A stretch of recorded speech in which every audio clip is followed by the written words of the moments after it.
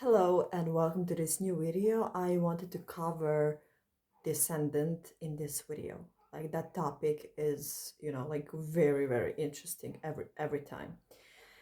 So I wanted to share this video because this was on my mind for a while, and today finally I grabbed some time to record myself. And so below I will put a link where you can calculate your ascendant if you don't know, and your descendant.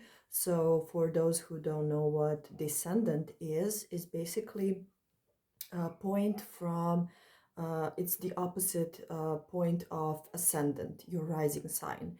And that's very important because we need to look where our descendant is, because it's very important with our partnerships, marriage, and people we attract mostly.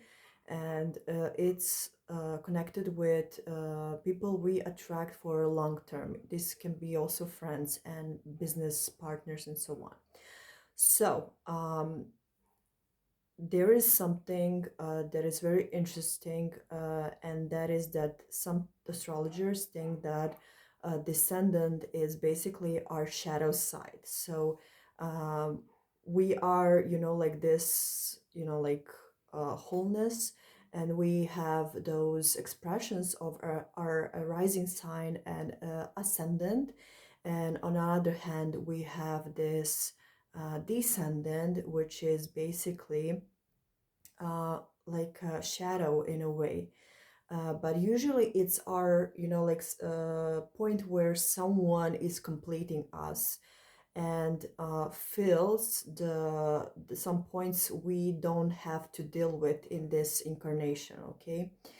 And on another hand, there can be also a shadow we are casting, it's the opposite of us. It's basically the mirror we have, like in front of us. And so I will, of course, start with, let me just see, should I start from the first, from Descendant in Aries? And yeah, I will do like that. So first of all will be Descendant in Aries.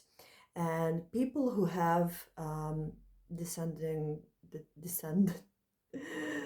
descendant in Aries are basically rising a Libra. Okay, so for a Libra, it's very important to be, like pretty, to have all this, I can say like this aesthetic and morals. And Libra is a sign who is an air sign, and it's very, like airy and very good at communication. And for Libra, partnership is like main thing. And usually lawyers also have strong Libra, ascendant. And it's all about balance and, how can I say, like things that can be sold at court or diplomatic, and, like diplomatic also in partnership. So because they are like that, like they tend to be very loving, and very, how can I say, like very into relationships. And those people usually tend to have a partner, like tendency for them to have a partner is very strong, And their shadow usually is anger, and they tend to attract people who are angry, people who may even be abusive, but that's like if they're very out of the balance and they are drowning inside of the person who is across them, like Aries. And so if they have this balance, they will find someone who can protect them, and so without a partnership, without a husband, spouse, this person, when goes into the shadow, usually has deeply suppressed anger. Why? Because Libras don't like conflict, okay? They don't like that. Like they they would rather escape or solve this, and they are usually trying not to make conflict.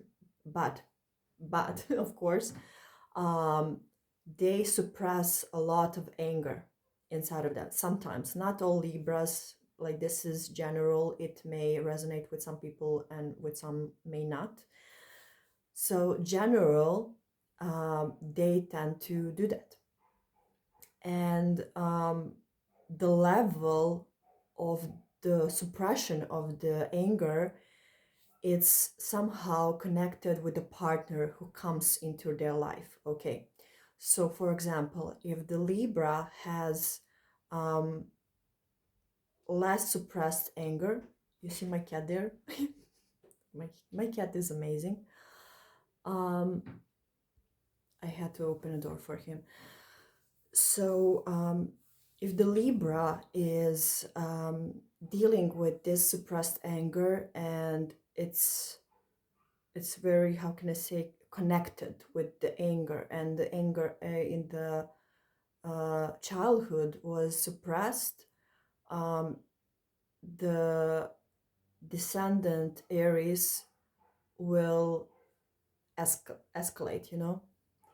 And so if has Libra has like very strong boundaries, and it's not angry and or something like that, um, she will attract someone who is bold, who is confident, who can protect her, and also it can find someone who is leader, you know, like leader. And because of this, like this shadow can, you know, like haunt her, you know. And so it's very important for a Descendant in Aries to fix their anger, because if it's not integrated, it will reflect on relationships. Okay, so that's like main thing for Descendant Libra, Descendant Aries, sorry. And so let's go to Descendant. uh, I will call it seventh house. Maybe it's better like that. So seventh house in Taurus, which means that the person has ascendant in Scorpio. So, so this is mine. So I will need to be careful a little bit. So first thing is relationship with food. So food is very important. A relationship with peace, relationship with money, relationship with worthiness.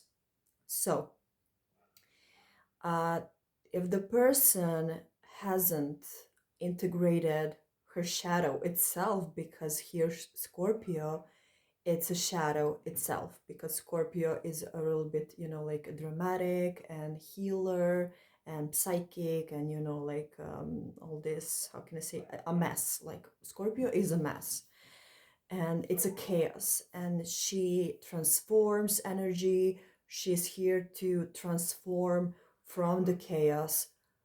Herself is Hades itself. Okay. And so when we have Descendant in Taurus, here she would have some addictions even connected with Taurus energy, which is food. So she really needs to take care of her body, especially because of Ascendant ruler. Second ruler is Mars, which is exercise and working with body. Okay. And it's crucial for her to see what kind of food she eats. It's very crucial. And I tend to see ascendant in Scorpio tend to have some kilos a little bit more, you know, because of everything what's going on inside of the body and outside the body. So across is, you know, like shadow side can be really related with food issues, and also money issues, because you know, like Scorpios, they are not materialistic that much, you know. So That's why they have descendant in Taurus and usually attract partner who has a lot of money and, you know, like is very established in a career or something like that.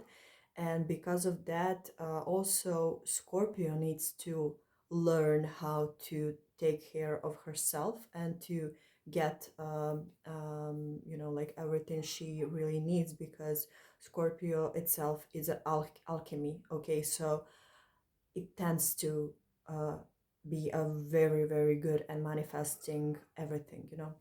But before that, she needs to release all this control and possessiveness and jealousy and so on. So this is very big theme for Descendant in Taurus. Okay, they can be even greedy sometimes, and you know, like it's a little bit more complex and depends, because depends on the emotional state and how Scorpio is dealing with this shadow side. But usually key is healthy diet and very high quality um, food. Okay, and to respect her gifts, because this is the part where really person needs to respect gifts, because Scorpios usually have some gifts, you know, to give, because they are here to work with people and help people to be healed, you know, and to change lives of the people. So next we have descendant Gemini, and ascendant of that descendant is ascendant in Sagittarius. So here we have free spirit, you know, like someone who wants freedom, and it can be expressing this freedom all the time. Okay, sometimes it can be the lack of freedom, and so um, I notice, you know, like Sagittarius women, especially because I don't know much men, you know, but I notice that they tend to have like this attitude, I know everything and you don't know anything. And I'm honest, and, you know, like I'm honest and I will tell you this and this and this without any, you know, like excuses. And so I noticed that these people are usually attracting the people who are, you know, like, how can I say, gossip people or manipulative people. Okay, that's like the bad side of that. And the shadow of Sagittarius ascendant, uh, aka seventh house in Gemini, is gossiping. So first thing, they should never do that, because that can be very bad for their, you know, like freedom and traveling and so on. And as a person, they need to be spiritual and wise, and you know, they really need to be expression of Sagittarius, which is, you know, like wisdom and expansion and you know, like to be lucky, someone who is lucky and wealthy and abundant and so on. So this is very important for them. And for so their shadow side is gossiping, is like changing partners, is this excuse, I am free and, you know, like I can do whatever I want, and they hurt people like that. So that's their shadow side. They can talk a lot, they can have even problems with the throat chakra and so on. And so they really need to focus on their shadow side so they can be this wisdom, because they're here to be a wisdom, you know, so that's very important for them. Okay, let's go next, because this one is short and right in the center, because I feel like that's expression of Sagittarius. And next one is descendant in Cancer, aka ascendant in Capricorn. And so if you have a rising sign in Capricorn, your seventh house is Cancer. And what is that? That's like, first thing, it's emotional manipulation. So this can be can be really difficult topic, because I know so many people who have this rising sign, and they really have some issues with people who are like they can deal with people who can really easily manipulate them. But the shadow side of every rising sign in Capricorn is that their shadow side is emotional manipulation. And they will never admit that. Like, never, ever, ever, ever, ever. Like, never. And this is usually blaming other people for their emotions. And Capricorns have that, like, they're sometimes very difficult. I think everyone will hate me after this video, but this is a video for shadow side, so this is very important. So they need to understand that not other people are like them, and they need to understand that sometimes their shadow side can even be that they think that people are emotionally manipulating them, when in reality people are just vulnerable. And that's like sometimes a very difficult thing, because when someone is open, means that it's honest with their emotions, you know and Capricorns tend to be like, this is not familiar to me, like someone expressing emotions, because in my family that was such thing, like expressing emotions. So they think that this is emotional manipulation. Okay, sometimes it is emotional manipulation, sometimes it's not. So you need to see within yourself also why I'm doing this, why I'm like this, and do I have some like courage to express what I feel, or that's forbidden for me. And so this comes from the family, because usually ascendant Capricorn, they usually have very, very, very difficult childhood where emotions were forbidden. Okay, so I see this in female natal charts, in male natal charts, and this is very crucial thing. Okay, so I could basically make a video about it. Like, it would be very long, just Capricorn Rising. But you need to see at what level you can be emotionally secure in yourself. And if you cannot be, of course you will attract partners with whom you will not feel this emotionally security, even though they are emotionally secure, because you haven't sold that. And so there's a projection going on. Okay, so this is very deep, and so this is just like a short explanation of it, because it's so deep. Usually emotions, not only in natal chart of a certain person, usually it's much more wider, and every single person has some difficulties, especially men, in expressing emotion, because they are used to this archetype. And that's very interesting, because Capricorn itself is a father, and moon Cancer is a mother. So mother has some qualities, and father has some qualities, but they need to work together, so child can be healthy, so if people have these two rising signs, of course they will have to integrate their father and mother inside of them, and also a child. It's very hard for them. Okay, so next we have what is that? Descendant, 7th house in Leo, and ascendant Aquarius. Okay, this one is very interesting.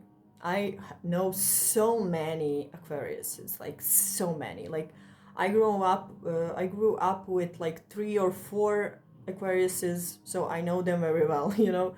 And they're really, you know, like descendant in Leo usually requires a lot of attention. And so I also know some people who are Leo Aquarius, like the opposite, but I mean, they have sun in Leo or a moon in Leo, and they are Aquariuses, so um, that's also common. Um, but here we have really, really, really, really strong shadow of ego, you know. And this is interesting because, you know, like Aquarius is sign that doesn't have to have ego, you know. And so here we have a person who is like, I don't have an ego. I don't have an ego. But they have, you know, so that's the whole point, that it's their shadow side. And ego also has to be seen, to be in balance. So usually that's why Aquariuses get a husband or a wife, spouse that is a little bit egocentric, or is, you know, like working something related with public. Okay. So Aquarius can be a little bit hard, you know, like they can have some um how can I say, like strict mind, like a Saturn, because their ruler is a Saturn by traditional, I think, like first ruler, sorry, second ruler. First one is Uranus, by traditional is Saturn. So they have this heaviness inside of them. They are not, you know, like love and light and that's it. No, like it's so much deeper, you know. And so they need to go inside of themselves and to ask, like, do I have some hidden ego, you know, like some wish to be seen? But I'm like, I don't need that, because in reality you need to be seen, you know. It's okay to be seen. It's really okay to express yourself like a Leo. Okay, so that's very important for your integration. So let's go to the next one. Next one, Descendant in Virgo and Ascendant Pisces. So here we have a lot. I'm a Pisces, so I understand my own dynamic with Virgo. So Virgo and Pisces, like I tend to act sometimes like I'm a Virgo, because usually signs tend to go to opposite a sign, you know. And so here we have someone who is connected with God, someone who is a mess, because rising sign in Pisces is a mess sometimes. And for them, like this perfection is their shadow. They can be thinking like, oh my God, I'm you know, like I'm so messy, and I just want uh, to be, you know, like someone who is a Virgo, you know.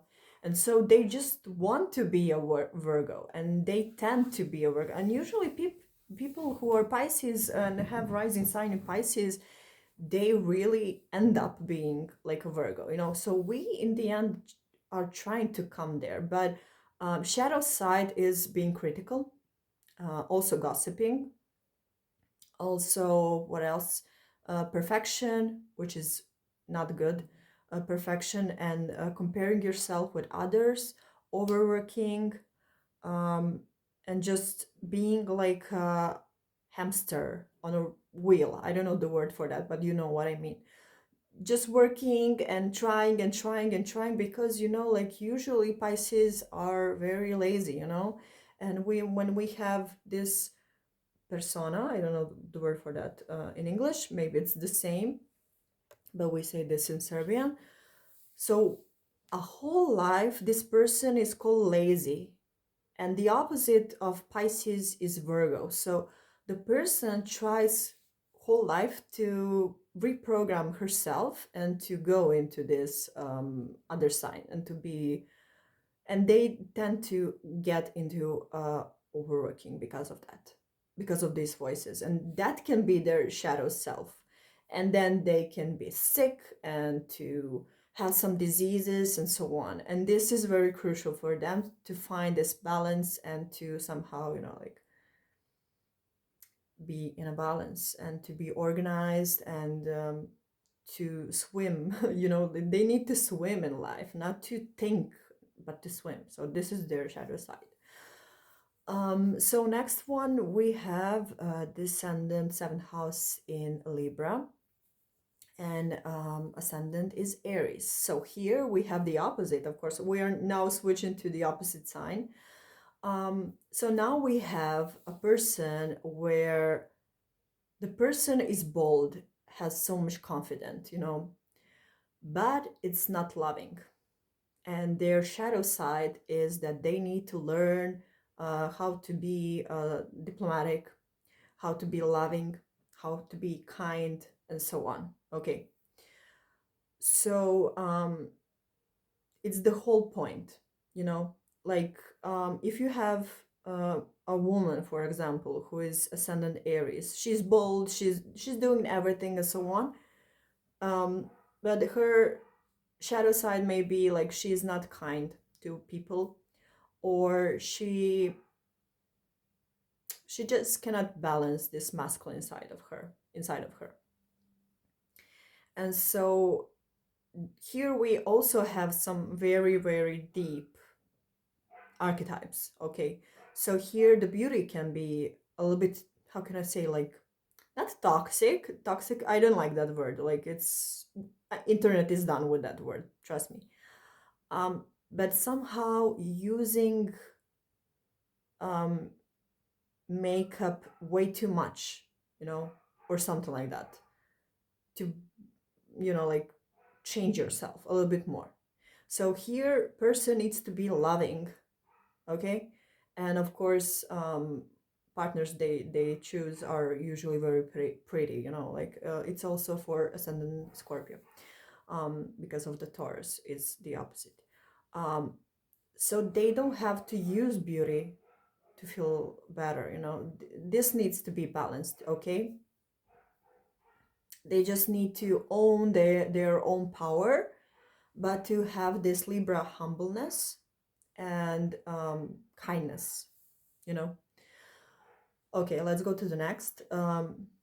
Next is a seventh house in Scorpio and rising Taurus. So here we have anger issues and trust issues, and we have very, like, very sometimes difficulties with shadow side of these people, And so like Taurus ascendant, they are kind, they are, like, they love money, they love to, I don't know, luxury, and like to work, and sometimes they're lazy, that's another topic. But they usually, they know their worth, like they know, like every single person I know who is a Taurus knows who he is or she is. Trust me, it's like that. I I somehow know.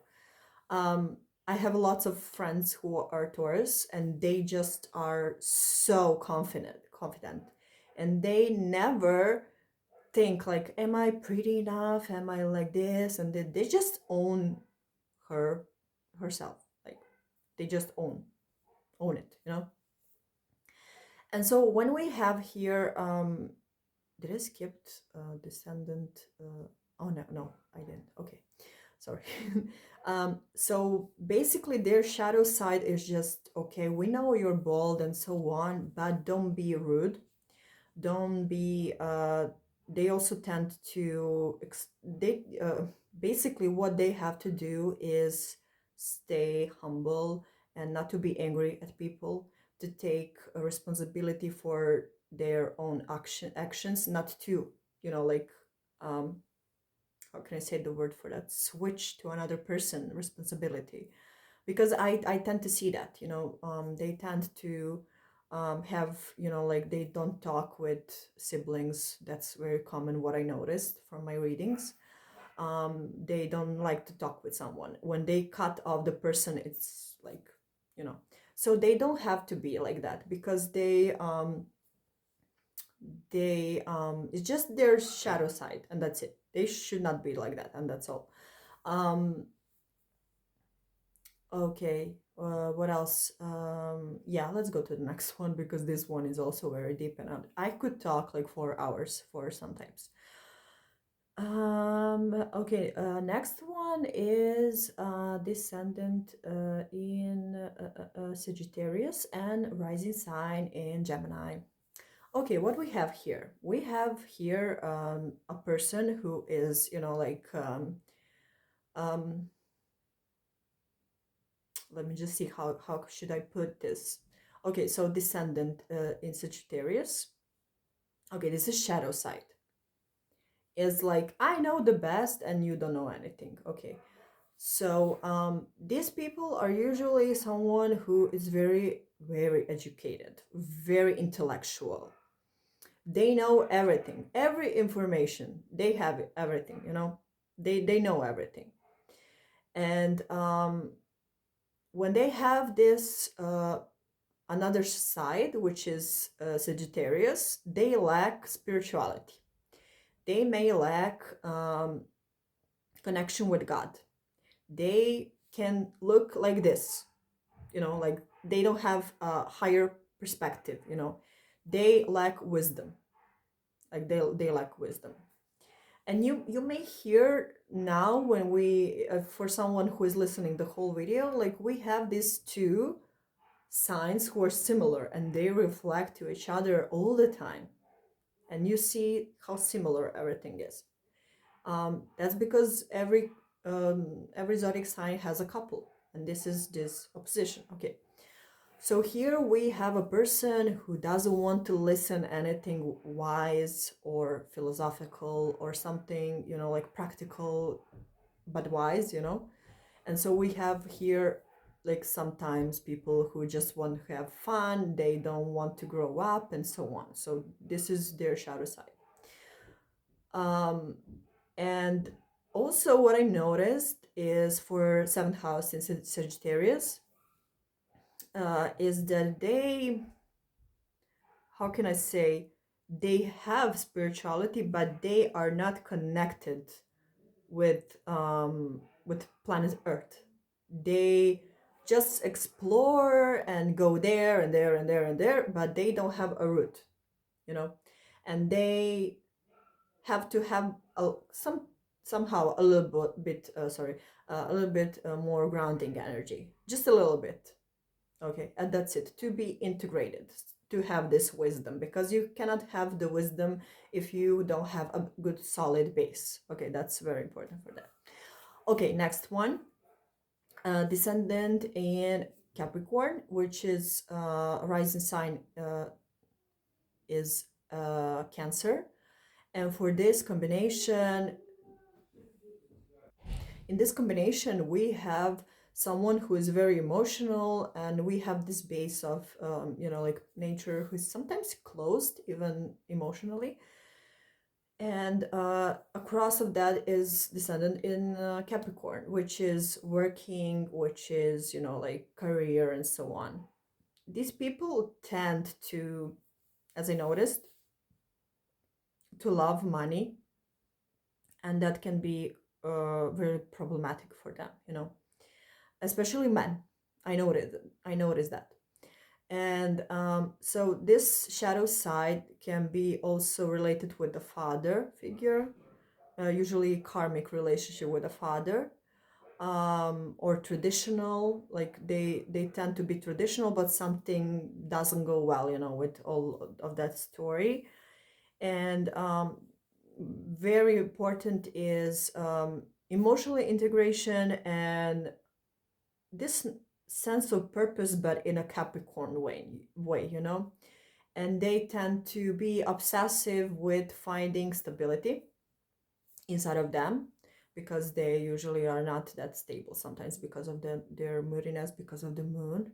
It's ruled by moon. but sometimes they are very, very emotionally intelligent. So they also tend to find a partner who's very stable with career and money. Um, and here, yeah, definitely shadow can be family. Like family, it's shadow side. So issues with the family and so on. So here is a little bit more complex. So I just gave you like this, like overall informations about it. And next one we have seventh house. Let me see, seventh house in Aquarius, and rising sign is Leo. So here is the sun. Like I'm speaking about Leo, and like my face is covered with sunlight. And so here we have a person who is confident, who attracts attention. It's a little bit sometimes egocentric when it's, like not conscious, but is a person who is eccentric and wants to help people. I noticed this at Leo people. Like Leo people, like I know so many people who have a rising side in Leo. They love to help people. Like they just have this, side. And sometimes they can even feel like some guilt when they don't help people, because there can be this reflection on Aquarius. And they, what else can it be? They may have some side where they may explore some things that are shocking to society, and for them is exciting. So that's very some kind of how dark side about them. um but they somehow, this is very similar, because like these two signs are very intertwining. So this one I would really need to think about a little bit more. But yeah, I will put it like this. Put it like this. Okay, next one.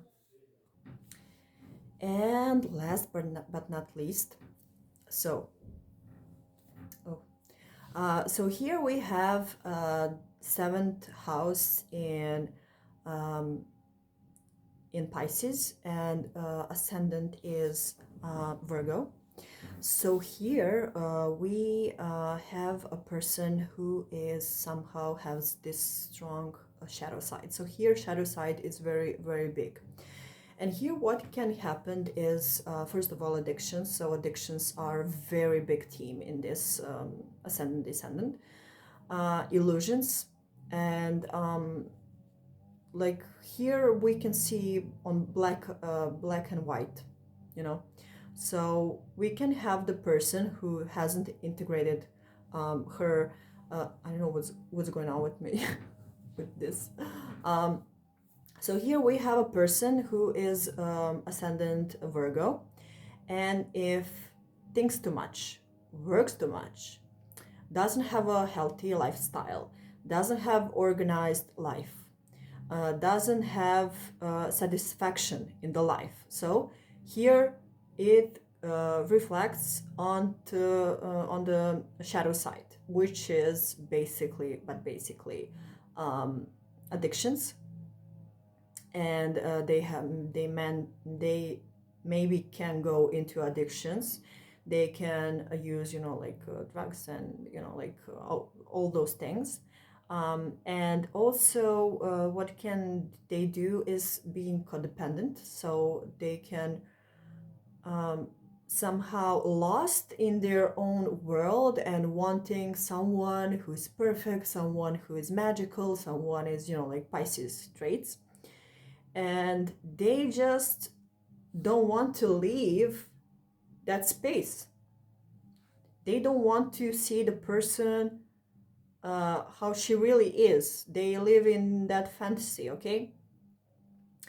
And main thing here is to stay realistic and somehow focus on the people and to see how they really are, because these people are getting lost in themselves in their own fantasies, and they, because of that, they tend to go into addictions, and to attract partner uh, who is in this addictive pattern.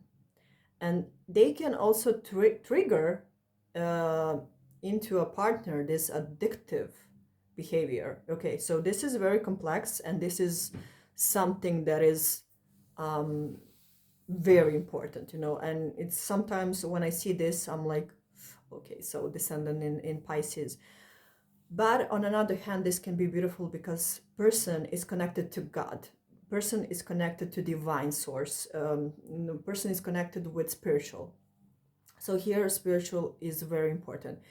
If the person is connected with God, and somehow, like, is also connected with body, and accepting herself, because perfect, sorry, it's the end of the video, so I'm like, like my tongue is twisting. So basically, here we have a person who wants perfection, and because of that, it can be worse. Okay, so person needs to be in acceptance first of herself, inside of herself, and then later it will attract the person who is good for them. Not perfect, because that doesn't exist, because these people, they are dreaming about a person who is, like from a fairy tale, and there can be some very good people for them, but they just refuse it because they just want someone who is, like came from the heaven, but that doesn't exist. So they need to secure themselves within their own body, and also to secure themselves with the God, divine energy, and then to choose a partner with whom they will share a life. And then there can be a fantasy, and there can be beautiful spouse who is, like um, someone who can inspire them, but they can inspire them to to be better at their own job. Okay, so here inspiration needs to be earned a little bit, not that much, because we shouldn't have to earn love. We just need to be love, and but here, for people who have this rising sign and seventh house, it's very crucial to be realistic, because they tend to be alone for a long time, because they are searching the one, and in the end they don't find anyone, or they find out someone who is an addict or a cheater. That's also, they also can be cheaters, because if their descendant is not like established good.